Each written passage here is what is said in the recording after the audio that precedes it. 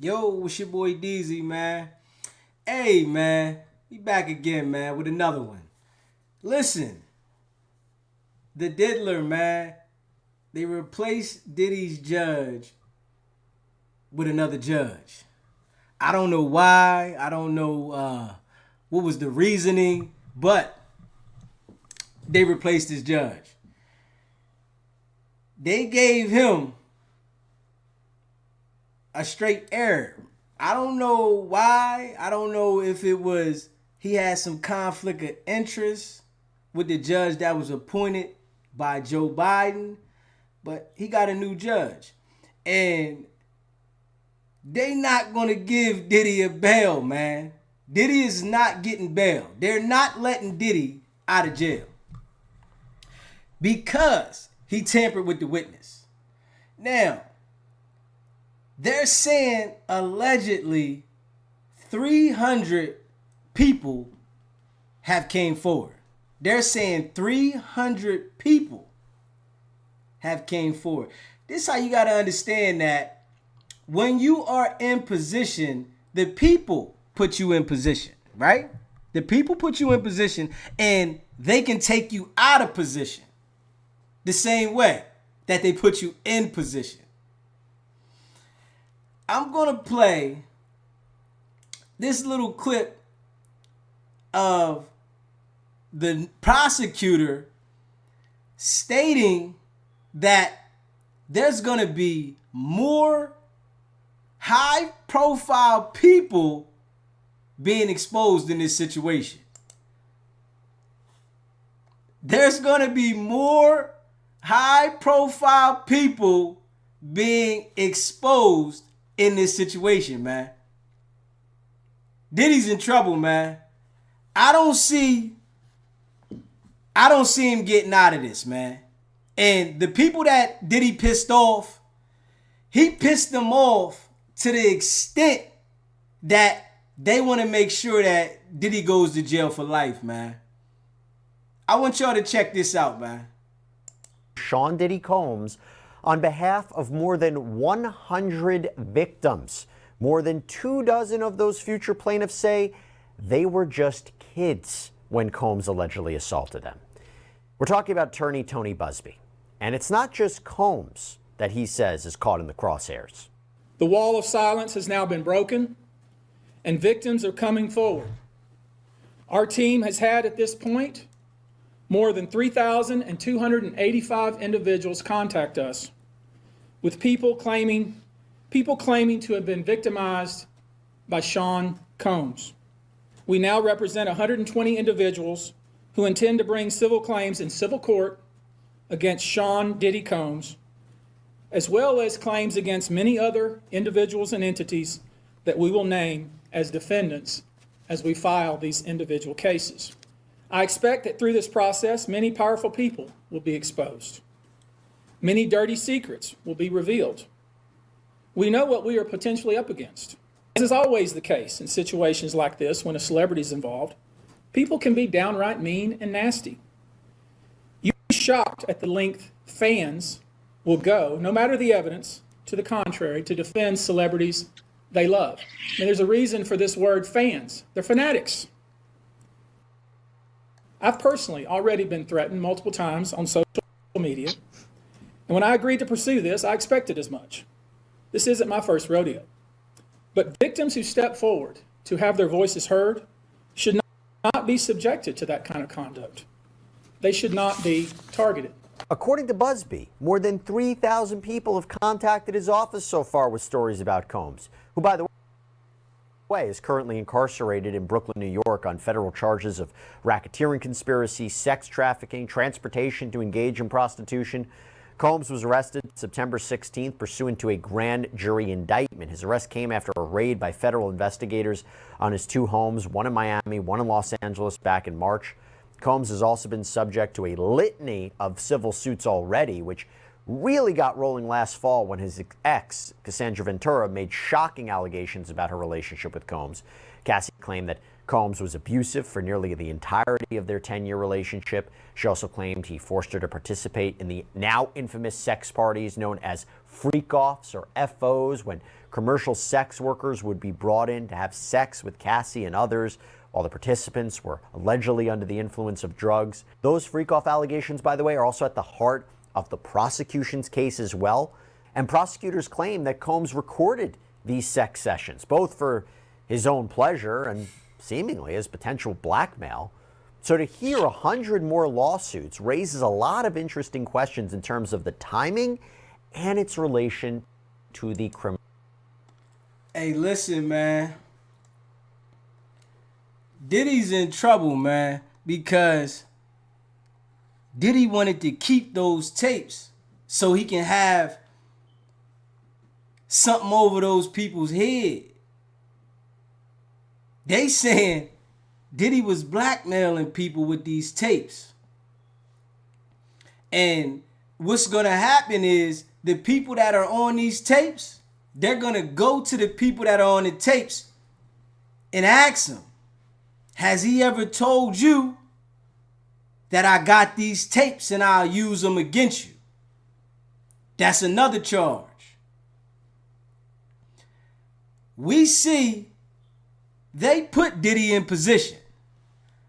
Somebody put Diddy in position to do what he was doing.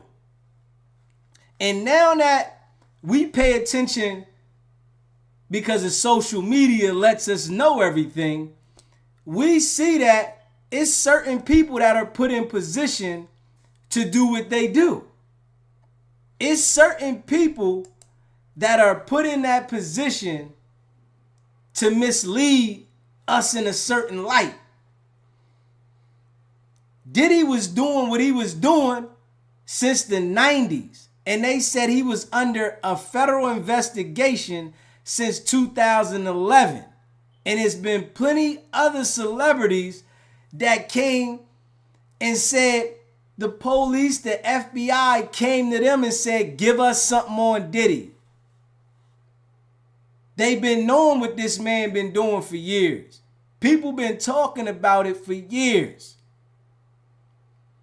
But he pissed those people off so bad by trying to sue him, they made sure that it was going to destroy him totally for trying to challenge the people that put him on. It's a dirty game, man. And our people, right? We start thinking because we got money that we run something. You got to understand the money is printed and the money generates because they want it to generate. They want you to get money. When they want to take your money by you getting so loud and making sure that you let the world know that you putting the stands on certain situations and you feel like you got control, they gonna break you back down. And that's exactly what they did to Diddy. Diddy thought he was gonna be able to challenge these people in court when they got all your dirty secrets and you thought you was gonna just get at them and nothing was gonna happen. These people here are heavy. They run so many companies. They was running the company that they had you a part of. The people put the man in position and he thought he was bigger than what was going on, man. And that's what people got to understand. Whatever you got going on, you might feel that you heavy at it.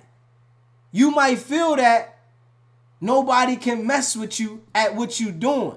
But you got to understand when you get to a certain level and you start being well liked and people taking after you and following you, they only going to allow you to do what they want you to do. They wanted Diddy to promote and do the things he was doing.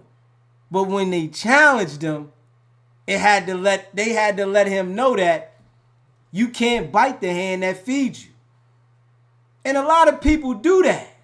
Think they get money, think they are bigger than wherever they came from, and they get shocked because you can go down way faster than you can come up.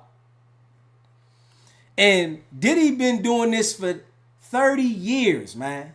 30 years in the music business, taking advantage of people's masters, their money. It's a lot of people that the man done robbed. So you got to know that it's going to be a lot of people that going to come against him. It's people that he did things to that nobody knows. So now it's their chance to come out. And they all coming out. It's a money grab for some people.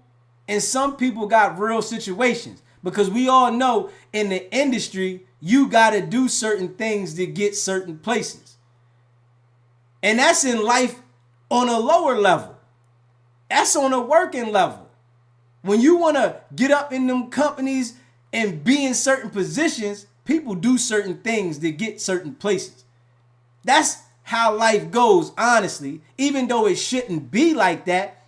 But this situation only exposes Diddy's situation. It's going like that at other jobs. It's going like that all around the world. But one thing I do want to say, right, about Diddy's situation with the sex trafficking. Now, we see he was guilty for beating the girl. I agree with that. It was right in our face. But the sex trafficking, I can't get with that part there because he was just flying broads, different paces, paying them. Now, if he was making them do certain things, that's different. But I don't like how they implicated that he was flying women out, having sex with them, and put that as the sex trafficking. Because women will tell you quick, if you not paying for my flight and paying for me, I'm not coming. We got to be real with that. Women will tell you, if you not paying for my flight and you not giving me no money, I'm not coming. So as him being a rich public figure, he has to do that with every broad he sleep with. So that part there, I ain't feeling that. But if he did some things and made them go against their will, like the guy they had in the crazy house. They had a guy in the crazy house, man. I got to go in there and find him, man. He was on there saying how he was made to be a part of the freak offs. Now, in those situations, if you making somebody do something, that's a different story. But you better know that they know that Diddy been doing this forever. They was allowing it. It goes on in them rooms. It goes on in them rooms, man. You got to think about it. Everybody out here is chasing money to live and pay their bills. These people done conquered that level. Our adrenaline is rushing to get up and make money and go to work every day and try to make a living. They made that. Now they start getting into sick stuff. And that's what's going on at the top. Them people at the top, they all in the sick stuff. All of them. That's they ill. Money and making the ends meet and getting the bills paid is not exciting to them no more. They conquered that. They conquered making money. Now they go into ill stuff, man. You got to understand that our brain gets exposed to certain things, and you don't know what your brain is going to take to. You don't know. So it's certain situations you need to keep yourself out of that. And Diddy wanted to get on in the 90s so bad, right? He started going around those execs that was in position, and they was into that freak stuff. We got to stick something in you for you to get down. We got to know that we have something on you so you can be a part of this program. And that's the game they play. That's their game. That's that exec high level game. We got to do something sick to you to put you on. And what happens with some of them, they start doing sick stuff to you by putting stuff in your drink, making sure that you drowsy, and then show you that this is how he had you to get you on. So it's some willing participants and it's some unwilling participants in that game. But they want to get on. You know, people want money so much, they willing to go and do whatever for that money, man. People want money so much they willing to go do whatever. Instead of saying, I'm going to work my way there. It's a shortcut. And that's what Diddy took. So he's telling all the people that's coming up under him how to do the shortcut. You got to do this here. You got to do this there. This is what's going to get you in position. And listen, he was putting them jokers in position. You can see he had French Montana, my baby Fabulous. I mess with Fab, but Fab like, oh, see, guys like Fab, right? They don't want to not be in position, but he didn't want to engage with Diddy, but he was trying to like be docile so that Diddy don't be like, I'm going to cut you off. I don't think Fab went there, but I seen French Montana with his shirt on. You sitting at the table with another grown man at dinner, just you and him with your shirt off, and he walking around the table, like, hold up, bruh. So you know, a lot of these dudes don't want to go back to the hood. They willing to, so they don't gotta go back to the hood. And I'm gonna keep that a bean. They willing to, so they don't go back to the hood, man. You got to stand for something, man. If you got the talent, you got the talent. If you ain't got it, you ain't got it, man. That's what it is. But these people here was manipulating the situation, got Diddy in the situation and told Diddy, this is the program, how you got to run it. Because if you don't get people where you got something on them, they going to jump ship on you. And I'm going to tell you, that's exactly why they make all them people do what they do. Because they know that once a person get on, like Megan Thee Stallion and those type of people, when they get on, they want to fight with the label. They want to argue with the label about you didn't do this, you didn't do that to get you off the label. And then pay attention to it, how these artists, right, when they can't get off the label. Megan got off her label. They must ain't had nothing on her. These other artists, they can't get off the label, and all they do is get drained and make the label money. You know why? Because they got something on them. That's why. And they got something on them, whereas though it's heavy. You don't want nobody to see this. You hear me? You don't want nobody to see what I got on you. You hear me? And Diddy been doing it for so long, it was common. All of these jokers know about this man. Everybody knows about him, man. It's just certain people not gonna say nothing, right? Because they was involved. They hung out with the man. They don't want to look bad like I knew what was going on. When they did. And the people that be like Jaguar is crazy, no. Everybody that starts exposing the truth about things that you might not believe is true, they get deemed crazy. That's this game.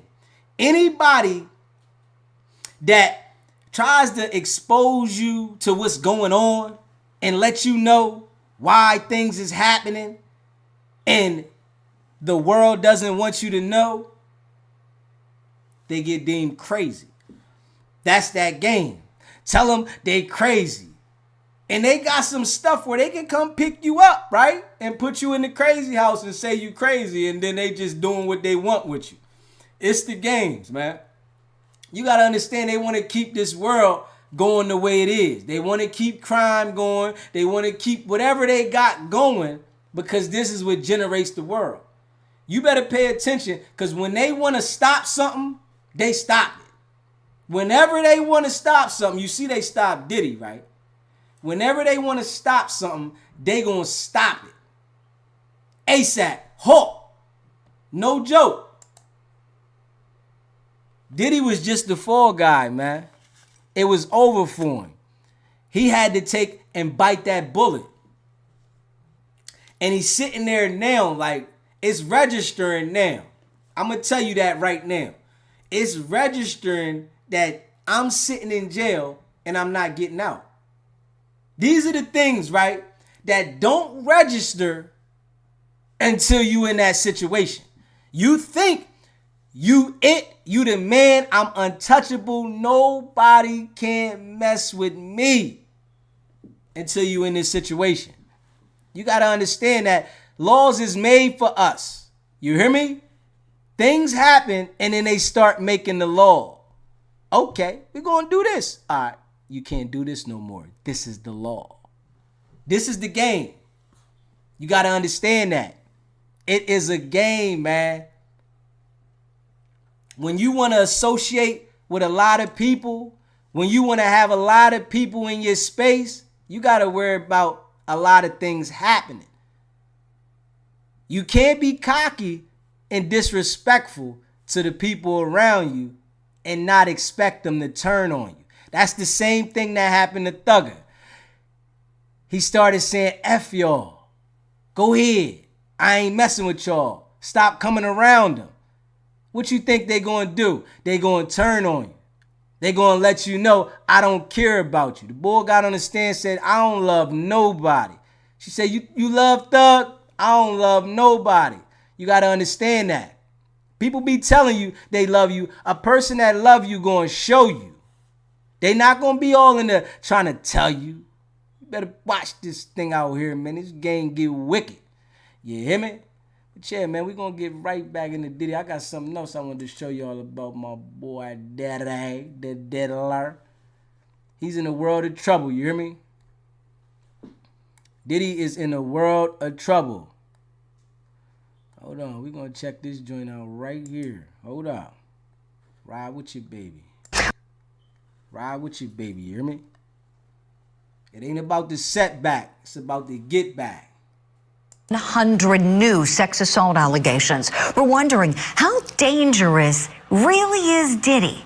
Now, he's been denied bail twice, we know, by two different judges. This week, his legal team, by the way, submitted a notice of appeal to the U.S. District Court trying to reverse those rulings and get him out. He's being held in federal jail, the Brooklyn Metropolitan Detention Center, and he maintains his innocence. Now, before we start talking about his upcoming federal case, let's look back a little bit at the turbulent times of Sean Diddy Combs. It's so difficult to reflect on the darkest times in your life. Sometimes you gotta do that. I was disgusted then when I did it. I'm disgusted now. As alleged in the indictment, to carry out this conduct, Sean Combs led and participated in a racketeering conspiracy that used the business empire he controlled to carry out criminal activity, including sex trafficking, forced labor, kidnapping, arson, bribery, and the obstruction of justice. The indictment alleges that Combs abused and exploited women and other people for years, and in a variety of ways. As alleged, Combs used force, threats of force, and coercion. They not playing with Diddy, man. I'm going to tell you that right now. They've been talking about Diddy heavy for the last year. Now, this is what I do want to say, right? When you in position and you think that you can do something to somebody, when you do something to somebody, your conscience is going to continue to eat at you, and you're going to think about those things every single day. It's not going to make you feel better. And those things Diddy done in his life, they just haunted him so much. It was a dark cloud that he's sitting in now, and he got to deal with it. It got rough, man. It got rough for Diddy, man. Teens and the large capacity drum magazine. They also seized evidence of the freak-offs, electronic devices that contain images and videos of the freak-offs with multiple victims. And they seized cases and cases of the kinds of personal lubricant and baby oil that Combs' staff allegedly used to stock hotel rooms for the freak-offs. More than 1,000 bottles altogether. There's nothing that the government said in their presentation today that changes anyone's mind about anything. He's been looking forward to this day. He's been looking forward to clearing his name, and he's going to clear his name. And we're going to stand by his side as he does. We believe in him wholeheartedly. Our youngest victim at the time of the occurrence was 9 years old. We have an Whoa. individual who was 14 years old. Whoa. We have one who was 15. Whoa! 25 of the 120 individuals who are plaintiffs in these cases were minors at the time. Hold up. They said Diddy got a 9-year-old, a 14-year-old. Hold up, man. Hold up. Hold up. No, they snapped with that one. Hold up. They snapped with that one. He's going to clear his name, and we're going to stand by his side as he does. We believe in him wholeheartedly. Our youngest victim at the time of the occurrence was 9 years old. We have an individual who was 14 years old. We have one who was 15.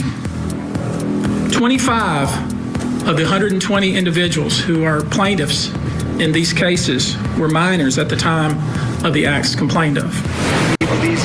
Man, they said Diddy got 25 minors on the list. Diddy is cooked on everything. He got 25 minors? Man, they not playing with Diddy on this one, man. It's bigger than we think. They distracting us with this. Yes, they are. But this is bigger than we think. 25 minors? Man, they never letting Diddy out. They not giving Diddy no bail. They are not letting Diddy out of jail. And he's not going to get a life sentence. I guarantee you, they probably going to give Diddy the elbow. I see them giving Diddy the elbow for this one. I see them. God, 25 minors? They said he got 120 victims. 25 minors. I thought it was 300 victims. It's 120 victims. 25 of them is minors. And they not playing with Diddy, man. He's innocent. I believe he's innocent, and we're going to fight this case with all of our might until we don't have to fight anymore. We have a very special guest we want to welcome in now. He's a retired NYPD detective, widely known as the hip-hop cop, Derek Parker. Derek, good morning to you. Thanks for coming on Opening Statements. Good morning. How are you? I'm wonderful. Thank you. Let's take a trip back to the 90s together, please. Back in the 90s, set the scene for us. I understand that you were tapped to start up the NYPD's Rap Intelligence Unit. Yes, I was given that task to create this unit to deal with the violence in the hip hop community and to provide a better understanding. This is the hip hop cop. More than 20 years of experience in law enforcement, investigation, and executive protection. Assigned to the murder cases including those of rap stars Biggie Smalls and Tupac Shakur. So he was assigned to Biggie's and Tupac's murder case. Yeah. Understanding of what went on for the police commissioner and the chief of department. So then how did you get in contact with Diddy for the first time? What was the first time you two crossed paths? Well, I've been watching Diddy for a while, back in the 90s, and one of the bigger events that I had was the shooting at Club New York involving himself with J-Lo and Shine. I was tasked to go there. I got a phone call in the middle of the night to get up and go to the city because this happened. And when I went to the precinct that night, it was very chaotic because all the lawyers were outside and they were all applauding me, saying somebody with brains has finally showed up. We want to see our client. It was really, really a chaotic scene. So basically what happened was that there was a shooting inside the club where Diddy, I call him Puff back then, was in the car with J-Lo and Wolf, his bodyguard. They took off and left, and Shine, who was with them, apparently came out with a gun in his hand, and the police arrested him on the spot. And then what happened was that while they were in the precinct, they brought J-Lo and Diddy back with Wolf to the Midtown North precinct, and when they brought them back, I spoke with them very briefly, and then we transported them back to Midtown South. That was when the precinct of occurrence was. And then the DA came in, and then he handled the case from there, and then they did the interviews, and then we went from there and handled that case. Did you agree with how that case wound up proceeding against Shine? Well, I have to say that, Shine was caught with a gun that night, so it happened with him. I can't say he's totally innocent, but, it went the way it went. I mean, it was very difficult because there were conflicting statements from witnesses that said what Diddy did. One person said he had a gun. Some people said he didn't have a gun. It was just a lot of things going on back then. The DA had a very tough time. So they saying they knew Diddy had a gun, but they put it on Sean. That's what he basically saying. He don't want to come out and just say it, but they knew Diddy had a gun, and they put it on Sean. Diddy was the one that the girl said shot her. To prosecute that case. I was going to ask you about that, Detective. Weren't there two guns, according to some accounts, that Shine had one and Diddy had the other? Well, the other gun you're talking about was probably found in the car that they were traveling in. That was the second gun that had been found that night. So the police had recovered two guns. You're correct in that. Gotcha. And so, Detective Derek, so that was the first time you crossed paths, and then along the way, I understand you had more and more interaction with him, more arrests, so many so that you started getting the nickname Diddy's Detective. Tell us kind of how that happened, please. Well, what happened was that, I've been following Diddy for a while. I mean, the East Coast, West Coast war was in the early 90s when that happened, out there with Bad Boy Records and then Death Row Records with Suge Knight. So, I mean, I traveled to Los Angeles and to Las Vegas back then. But I followed Diddy. I followed his career. And every time he got into trouble, I would get called by the chief or the chief of detectives or the PC. The police commissioner would call me as well when he wanted information about what went on with this individual. So he had the Steve Stout assault at MTV with the MTV thing. So I had dealt with that. But it was a lot of things that people started nicknaming me Diddy's cop, because every time he got into trouble, I was there. I had to be there to give the brass and the department an update on what was going on with him and why these things were happening with him. Mm-hmm. Well, this situation here, I don't think he was there because he ain't the feds. But Diddy's in trouble this time. I don't see him getting out of this one. Detective, tell me, when Tupac was shot at the recording studio in New York, and at the same time he was shot, we know Diddy's in the building. Were you called in to investigate that? I was on the phone with the detective that was responding to that scene, and I told him it was going to be very difficult for him to really get a handle on what was going on, because, people had called me and told me what was going on with that shooting at the Tupac studio. So I knew it was going to be very difficult to get Tupac to cooperate and to say who shot him. And there was always some banter that he may have shot himself when he pulled his gun out as he was being robbed. Mm-hmm. And that was always the case back then. I think he did, right? I think that was documented that he did accidentally shoot himself in addition to being shot by someone else. That is right, correct. right. Thank you for that, Detective. And so then, here we go. Things progressed, right? The rap wars, as you know, the East Coast, West Coast rivalry, and then Tupac is killed. Were you consulted on that? I'm so curious if you were consulted as to what you may have known about Diddy at the time. Well, I went out when Tupac was killed, I had told my superiors here in New York that we were going to have a problem with this. And I keep remembering this same line. My inspector said, Derek, listen, they don't kill people in rock and roll. Why are you involved in this? And I said, well, this is going to be a big deal, because I was in the cold case squad. I was doing unsolved homicides for a long time. And my captain didn't really want me to be pulled over into this rap intelligence thing, but it just happened. And then when Biggie Smalls got killed, that was the biggest problem that we had in New York, because I had to formulate a plan for his burial and for the funeral, and for all the threats that were being given out to Diddy, to Little Kim, to several people involved in his entourage at this funeral.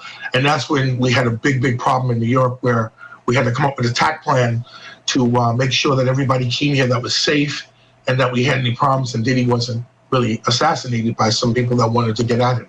Mm-hmm. I'm so glad you offered that, Detective. Thank you. That was going to be the next thing I was going to ask, your involvement when Biggie was killed. In your detective work, in particular, following Diddy, keeping tabs on him, knowing what's going on, investigating some of these incidents you mentioned, did you ever come across any information tying him to either the murder of Tupac Shakur or the murder of Biggie Smalls? Well, I'll put it to you this way. The murder of Tupac Shakur is done by some individuals that were out in LA. It's an LA-based informational about the people that were involved.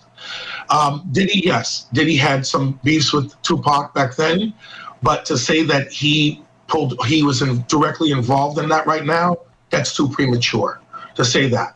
There's been a lot of talk about, this payment for assassination against Tupac that maybe Diddy provided, but that's really inconclusive right now. We have to see how that really forms out. As far as the Biggie case is concerned, the individuals that were involved in that, one of the individuals is dead, from what I know. And in Tupac case, 3 of the individuals are dead, and there's only one person that's still alive, and that's Keefe D, and he's going to be going on trial next year sometime for the murder of Tupac. Right, Detective. And as you said, a big question is whether or not information may come in about any alleged payment, allegedly for $1 million for the deaths of Tupac Shakur and Suge Knight. Was that statement made by Diddy is a big question here. I'm wondering if we're going to get some answers. Detective Derek Parker, I have so many more questions for you. You have lived a fascinating life. You've written a book about some of your casework. Take a look at this. I got it up on the screen. Notorious C.O.P. Inside the story of the Tupac, Biggie, and Jam Master Jay investigations from the NYPD's first hip-hop cop, Derek Parker, with Matt Deal. I can't wait to read your book, and I'd love to have you come back on the program. As you know, this investigation is quite voluminous, and we have the trial of Keefe D coming up as well very soon, and there could be somewhat of an intersection, as you know, Detective, with cases. Thank you kindly, Derek Parker. I'm going to read your book soon. Come back again on the show, please. Yes, sir. You see now, being as though that Puff's in this situation, right? They want to make sure that they can dig any dirt up on him. They going at him about the Keefe D situation, these accusations from all these victims. They not playing. They want to make sure that they bury Puff, man. They want to make sure that Puff is finished, that he don't come back, that he don't get a restart. They want to make sure that Puff feel this. I think this situation here, man, he messed with the wrong people, man. And they mean business, man. They mean business, man. 25 minors, man. 25 minors. That's heavy. And it's a lot of them other dudes been with him, though. A lot of those other dudes been with him, man. They just not saying nothing, man. They ain't saying nothing. Because they already know that Diddy know a lot of information about him. Diddy know all their personal stuff, man. And he was keeping the tapes. Bro was keeping the tapes, man. That's what hurt him. He should have said, I know I was wrong, and face it now. You got to face it. You can't even hide from this because it's all in his face. All the evidences came out. They got the tapes. It's going to be so much stuff that come out that we don't know. They going to drop it soon because they hinting the stuff to us. They know he cooked like that. That's why they not going to give him a bail. And then he tampered with the witnesses. He done tampered with the witnesses contacting these people. You in a situation like that, you don't contact them people. You got to fight your situation. You think contact, that's why I say that he thought he was bigger than he was. Back in the day, the mob probably would contact the witnesses, do something to the witnesses. You better not do nothing like that this day. that's going to enhance your situation. That intimidation, witness intimidation, they not playing with that. They not playing with witness intimidation at all. You better understand that one. Diddy in trouble, man. He said, hold up. Hold up.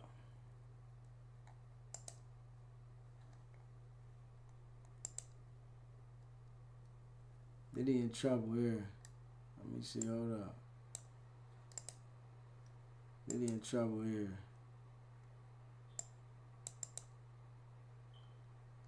They go back and get his videos from when he was on these shows, right? Let's see what he said. Let's see what Diddy said. They went back and get Diddy videos. Alcohols. Right. Alcohols. Right. Not just one alcohol. Alcohols. Right. Just a different Plurals. blend. You need the Blends. ladies, you need the booze. You need some water. For watering plants? No. What? No, I don't know if guys have noticed this. Like, a lot of ladies drink water. Hold on, let me see. Hold on. Let's see if we get it back here. Hold on. To Diddy's response after Conan asked him how to throw a killer party. Okay. Now, This we how they need hold on. alcohols. Right. Alcohols. Right. Not just one alcohol. Alcohols. Right. Just a different Plurals. blend. You need the Blends. ladies, you need the booze. You need some water. For watering plants? No. What? No, I don't know if guys have noticed this. Like, a lot of ladies drink water at parties. They Right. just, so you have, if you don't have what they need, they're gonna leave. Right. Gotta Right. keep them there. Right. You need locks on the doors. Okay, this is sounding kind of dangerous now. It's a little kinky, but Yeah. rock with me. But just check it out. You need a lot of heat. A lot of heat. Yeah. Heat. You mean that physically the place has to be hot? You don't have no air conditioning. No air conditioning. No. Why is that? Heat affects the alcohol, and it also affects, like, everybody gets a little bit more comfortable and loose. Builds up a nice little sweat. That just sounds disgusting. What are you doing? Depends on the way you look at it. Depends. Oh, people Yeah. start getting it gets kind of sexy. Is that what you're saying? Yeah, you sexy. During a federal raid of Diddy's home, agents uncovered 1,000 bottles of baby oil. The indictment says Combs, quote, Combs relied on the employees, resources, and influence of the multifaceted business empire that he led and controlled, creating a criminal enterprise whose members and associates engaged in and attempted to engage in, among other crimes, sex trafficking, forced labor, kidnapping, arson, bribery, and obstruction of justice. The indictment listed Combs' security staff, household staff, personal assistants, high-ranking supervisors, and others among the associates who made up a criminal organization. Publicly, Diddy has been closely linked to countless celebrities, including Jay-Z, Justin Bieber, Usher, J-Lo, and Ashton Kutcher, to name a few. Diddy pleaded not guilty to all the charges, and a judge has denied bail. Wow. So, yeah, we're revisiting some of these things that Diddy has said over the years and also people in his orbit. I can remember watching a video of Usher describing living with Diddy when he was just 14 or 15 at the time and having older women who were above the age of consent, kind of the Diddy arranging for him to lose his virginity that way when he was very underage. That was something that got revisited when first the kind of accusations against Diddy were coming out. And there's been other things like that over the years. This could be Justin Bieber. He had custody of Justin Bieber, and it seems, I think he also had custody of Usher at the time. Why parents would allow that to happen? Well, that's the Michael Jackson story exactly. all over again. It's predatory. I never understood that right there, unless you were willing to sacrifice your kid for financial gain. To give your child to the celebrity and say, go ahead, you better know. People do crazy stuff, man. And to just say here, because you're a celebrity, that is something. Behavior. I mean, there has to be some responsibility. I don't know if this is going to be a hot take or not, some responsibility on the families and the parents, right? I mean, that I felt that while watching, like, the Michael Jackson trial, too. Like, now you want But nobody would say that. The only way they would say that the parent held responsibility is if DFS, Family Services, get involved and say so. That's the only way. If they don't say nothing, then it's no go. You were a neglectful parent, and now you want some payday because of it. Also, keep in mind, they're selling a dream to them, which Justin Bieber and Usher did receive. There was evidence that, P. Diddy will invest in you as a producer and coach you and take, several hours of training all day long to prepare you for your celebrity. And he did that with Danity Kane. He's produced countless musicians over the years, but at the same time, it comes at an expense. And whether the parents knew that, because he would isolate them from them, it's classic predatory behavior, right? This could be Hollywood's Epstein Island. Absolutely. Is how this is without a going doubt. to be. Celebrities in Diddy's orbit are nervous. I'm seeing reports of various people deleting their public social media profiles, that kind of thing. I think people are worried about being criminally complicit in what went on. Or associated. I mean, say you went to one of these parties and you went early in the night. It was an after party. Plenty of people have talked about this on social media. And then something seemed off and then you left. But you don't want to be grouped in. You slipped on the baby oil that was just coating the walls and the floors, and there's like 100-gallon tanks of baby oil, right? Or something like that's why I read something. It is wild what kind of operation he had in place. He had secret cameras. He was taping folks without them even knowing, which of course is a crime. He had the baby oil. He was locking doors, as he said to Conan O'Brien, and Conan O'Brien's reaction. It's that uncomfortable kind of. Reminds me of the skit from It's Always Sunny in Philadelphia. Hey, yo, man. Dudes get in them positions, right? And they think that they run the position. Man, if you're privileged to be able to be in those rooms and those positions at a high level, you got to understand you're not them. You can't do what they do. If you think you're going to be slick and do what you do and they don't hold it against you, you better know. They holding something over your head too. And this is what they did with him. They was dangling this over his head and they didn't tell him when you get cocky. They just showed him. That's how some situations go down. They didn't tell him, if you try to go against us, we will dismantle you. But they showed him. And I think bro done, man. Leave a comment, man. Let me know what y'all think about this, man. Make sure y'all hit that like button. Hit that subscribe button, man. It's definitely your boy DZ in the building, man. You know, this is what I think about the situation. I think Diddy is cooked, man. It's too many people going against him, man. The people make the decision on his fate. Social media has took over. Social media has found Diddy guilty. There's no way he can come back. But leave a comment. It's your boy DZ, man. It's not about the setback. It's about the get back. Now.